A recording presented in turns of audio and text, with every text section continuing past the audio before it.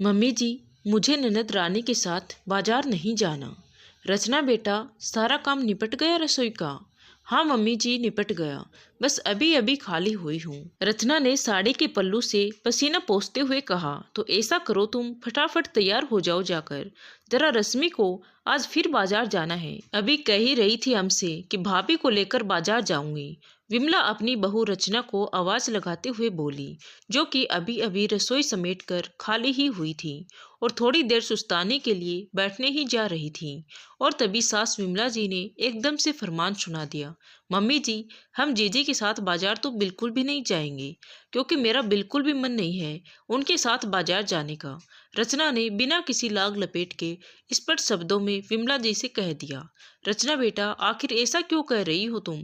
आखिर जरा सा उसके साथ बाजार जाने में भी तुमको आपत्ति है? 4 दिनों के लिए तो आई है बेचारी।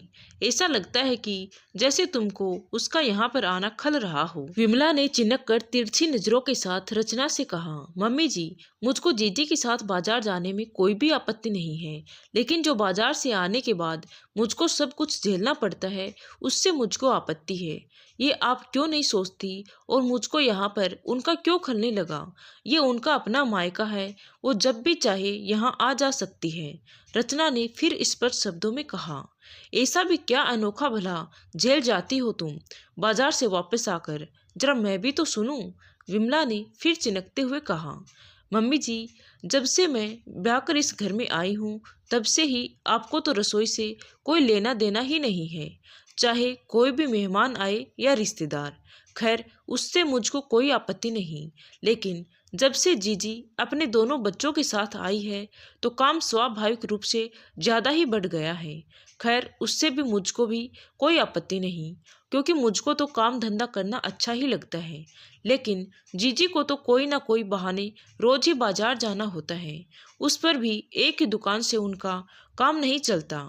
10 दुकान पर जा जाकर बहुत मोल भाव करके बड़े एहसान के साथ सामान लेंगी, और यही सब करते करते मैं तो बहुत थक जाती हूँ।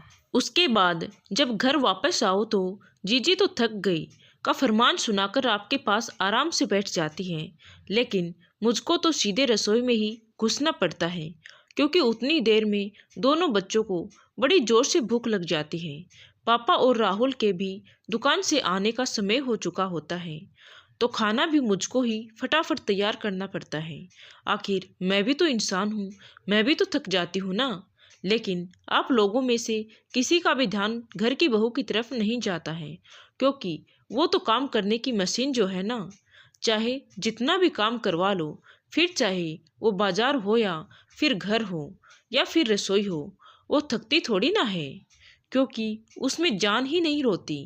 काश आप ही एक बार अपनी बहू के बारे में सोच लिया करिए कि बहू भी थक गई होगी, चलो मैं ही उसकी थोड़ी बहुत मदद करवा दूं, या फिर जीजी से ही बोल दें कि वो मेरी थोड़ी सी सहायता कर दे।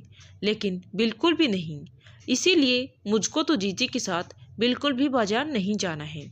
आप ही उनके साथ चली जाइए, इसी बहाने थोड़ा टहलना हो जाएगा और आपको भी कुछ समझ में आएगा। रचना के मन का दर्द आज जुबान पर उभर आया। अभी रचना की शादी इसी साल नवंबर में ही हुई थी, और गर्मी की छुट्टियों में उसकी ननद दोनों बच्चों के साथ यहाँ पर आ गई।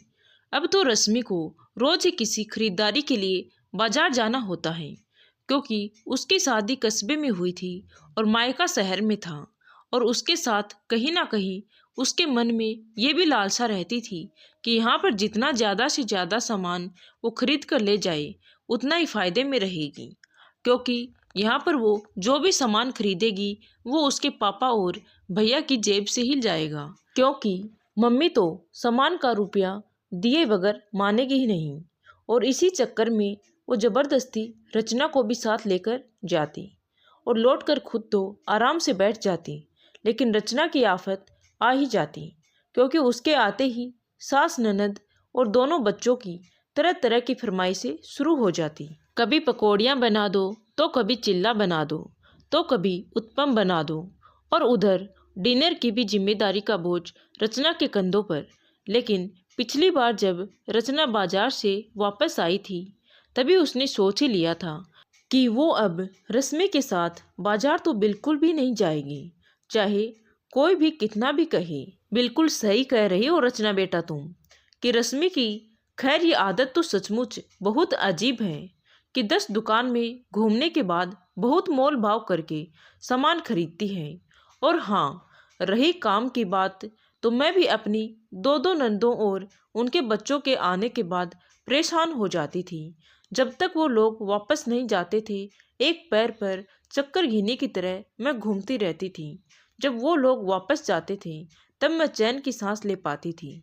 लेकिन पता नहीं क्यों हम महिलाएं सास बनते ही अपनी परेशानी को भूलकर बहू को भी परेशान करने लग जाती हैं। लेकिन अब नहीं, अभी तुम रश्मि के साथ बाजार जाओ, नहीं तो रश्मि बुरा मान जाएगी। लेकिन मैं पीछे से सारा काम फिट फाट रखूंगी, तुमको कोई दिक्कत नहीं होने दूंगी। विमला रचना के सिर पर बड़े ही प्यार से हाथ फेरते हुए बोली, सॉरी मम्मी जी, मुझको माफ़ कर दीजिए जो मैंने इतना ज़्यादा बोल दिया। लेकिन बाजार से लौटकर मैं सचमुच बहुत ज़्यादा परेशान हो जाती थी, बस इसीलिए सब कुछ मेरे मुंह से निकल गया। रचना हाथ जोड़कर बोली, नहीं रचना बेटा, सॉरी की कोई बात नहीं है। तुमने बहुत अच्छा किया, क्योंकि मन में बात रखने से मन परेशान करता रहता है और मन में नफरत की भावना घर कर जाती हैं। और समय के साथ साथ यही सब छोटी छोटी बातें बड़ा रूप भी ले लेती हैं। अब से तुम निश्चिंत होकर बाजार जाओ, अब तुम्हारी सास सब कुछ संभाल लेगी। विमला जी ने रचना को आश्वस्त करते हुए कहा। और सही बात, जब रचना बाजार से लौटकर आई तो उसे रसोई में सब कुछ तैयार मिला। अब तो रचना सचमुच बहुत ही खुश हो गई। थैंक यू मम्मी जी। रचना भावुकता से विमला जी के लिपट गई।